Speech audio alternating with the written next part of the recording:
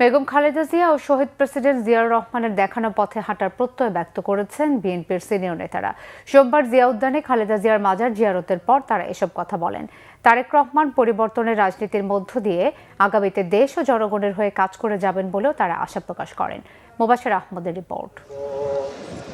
মৃত্যুর 7 দিন পরও রাজধানীর জিয়া উদ্যানে বেগম খালেদা জিয়ার কবর জিয়ারতে দলের নেতাকর্মী সহ সাধারণ মানুষের ঢল। তাদের শ্রদ্ধা ভালোবাসায় সিক্ত সমাধিসৌধ।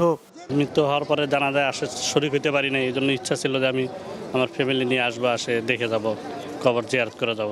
আজকে আইসি তার মাকরাবাত কামনা করার জন্য, দোয়া করার জন্য, আল্লাহ যেন ওনাকে ব্যস্ত নসিব করে। খালেদা জিয়ারকে আমরা অনেক ভালোবাসি, এই জন্যে কবর জিয়ারত করার জন্য আমরা কুমিল্লা থেকে এসেছি। সোমবার সকাল থেকে একে একে শ্রদ্ধা, দোয়া, মোনাজাত করেন দলের নেতাকর্মীরা। স্মরণ করেন খালেদা জিয়ার নেতৃত্বে এদেশের মানুষের ঐক্যবদ্ধ হওয়ার কথা। শহীদ জিয়া মাইনাস হওয়ার পরেও এই দেশনেত্রী বেগম খালেদা জিয়া জাতীয়তাবাদী দলকে স্পষ্টভাবে ঊর্ধ্বে তুলে ধরেছিলেন।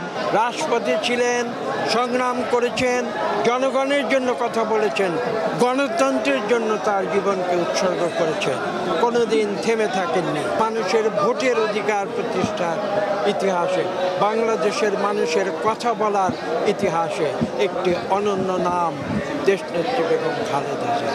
নির্বাচন খুব অল্প দিনের মধ্যে, সেই জন্য আমাদেরকে ঐক্যবদ্ধ থাকতে হবে যাতে শান্তিপূর্ণভাবে একটি নির্বাচন অনুষ্ঠিত হয় এবং গণতন্ত্রের উত্তরণের পথকে সুগম হয়। শ্রদ্ধা জানান অন্য দলের নেতারাও। প্রতিজ্ঞা করেন জাতীয়তাবাদী রাজনীতি প্রতিষ্ঠা করার।